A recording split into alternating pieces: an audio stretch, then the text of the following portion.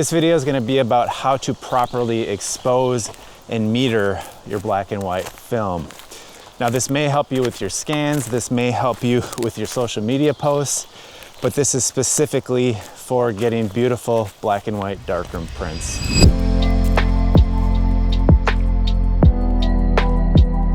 And I'm specifically talking about getting lots of depth in your shadows and just a full tonal range throughout. So this one simple shift in technique can really change the look and feel of your prints by adding a lot of depth and contrast to the shadows and just giving your prints a full tonal range.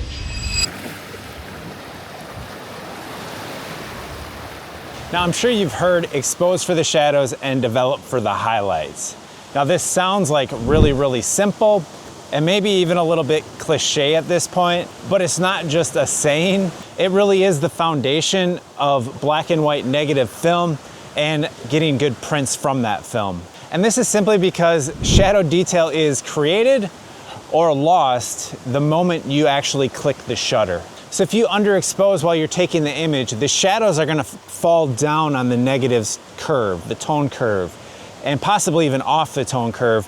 And that's gonna create just lifeless shadow detail, or possibly they're just gonna disappear altogether. And absolutely no amount of dodging or burning or split grade printing or higher contrast filters or standing on your head, none of that's gonna bring that detail back because it's just not there. We interrupt this program to bring you a special report. You know, I built this entire system because I remember what it was like being really frustrated and alone, not getting good results in my darkroom, ultimately just wasting time, money, and paper.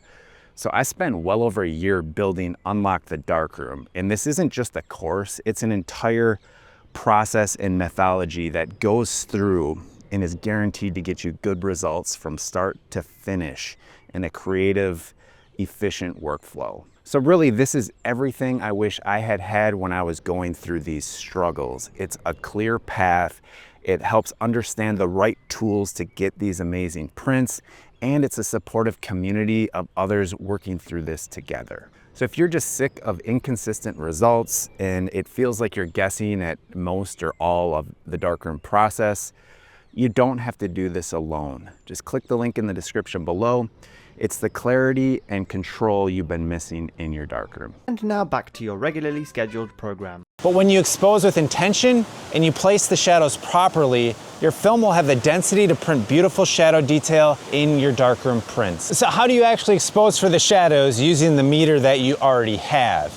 Well, I'm gonna show you using my Hasselblad 500 CM in the Prism meter, which has a built-in averaging light meter. But this is gonna apply to pretty much any camera with a built-in averaging meter. But it's important to understand how these meters actually think, because they don't see the world the same way that we do at all. Your eyes, along with your brain, are very complex in analyzing everything and adjusting for brightness and contrast, and it's just a very complex system. Whereas your camera is just a kind of a dumbed down fixed system with one job.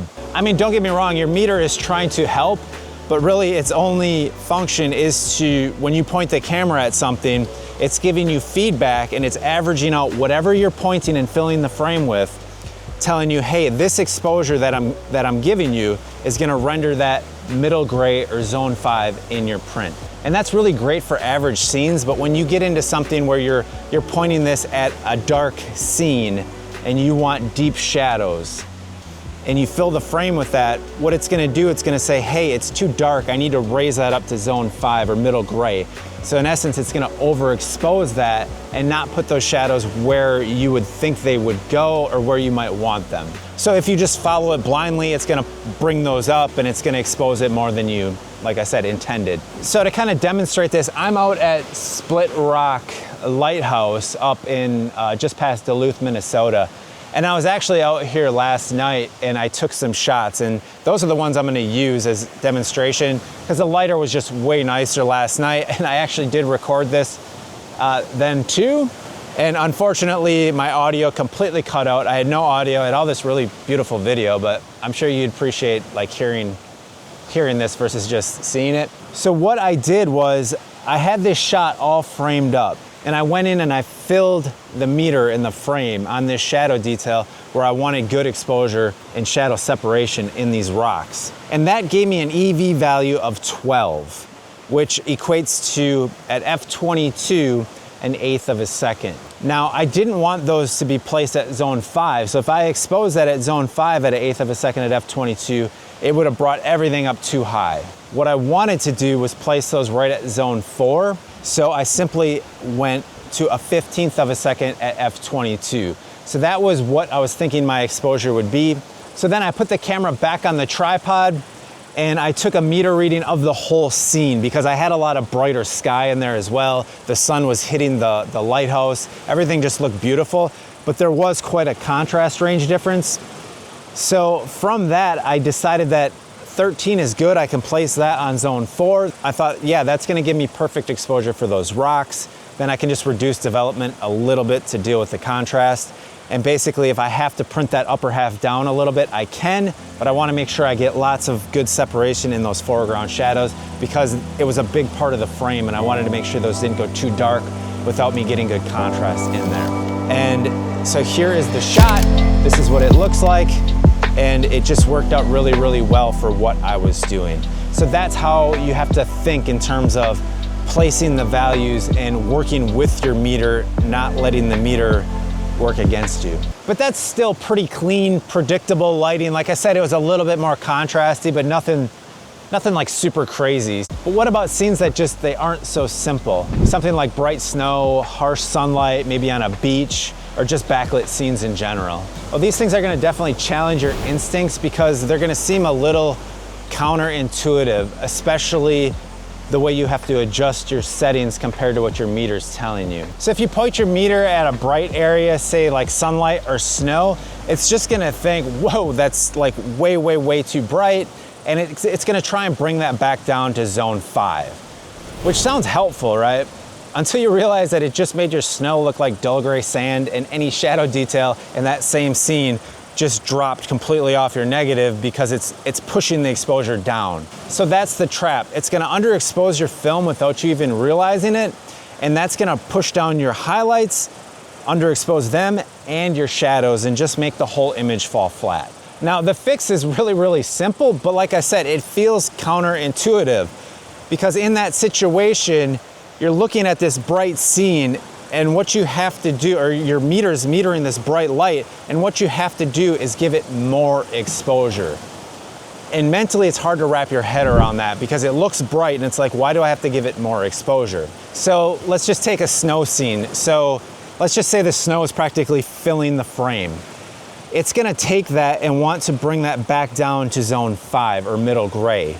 So what you need to do, or what I would normally do in that situation, is give it about 2 to 2.5 stops more exposure, bringing that up to zone 7, 7.5, taking that snow from looking gray to white like it should look.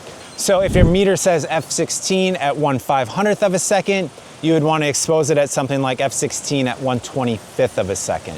And again, it might feel like too much in the moment because your meter's trying to like take all those predominant tones and crush them down, but you want that scene to represent white snow, so you got to bring it back up. And that just means more exposure.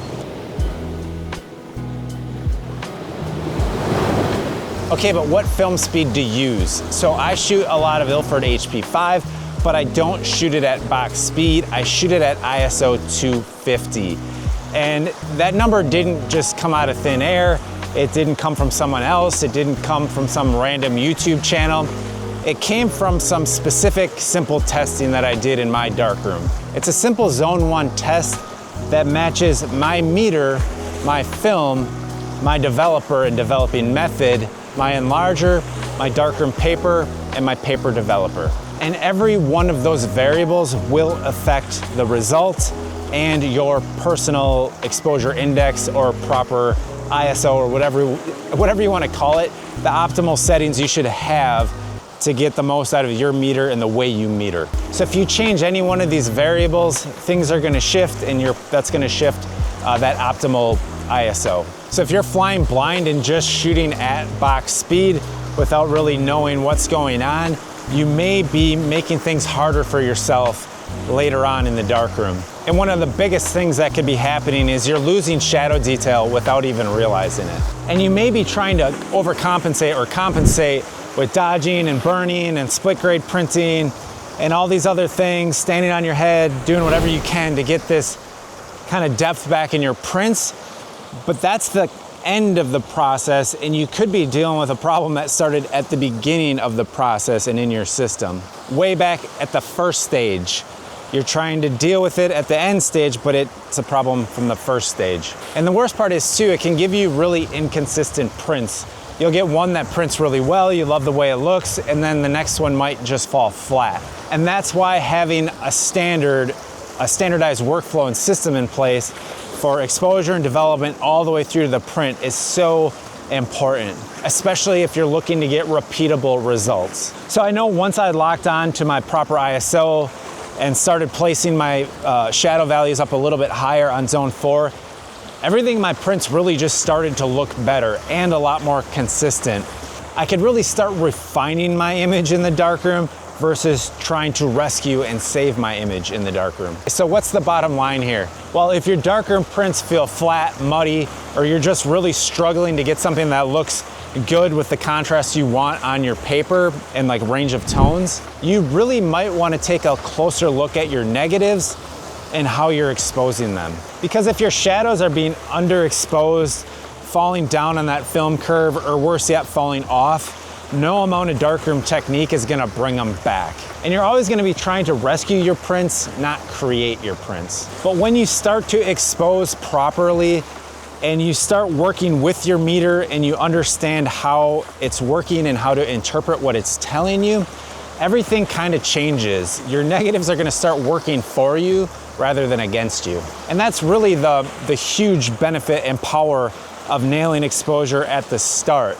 It gives you just so much more flexibility to start creating something at the end stages. And if you need a better workflow for making consistent black and white prints in the darkroom, all the way from negative to print, I cover everything in a free training below, so check that out. The link's in the description. Thanks for watching. Hit the subscribe if you found this helpful, and also drop what kind of film and camera you're using in the comment section. I'd love to just check out what everybody's using. We'll see you in the next one.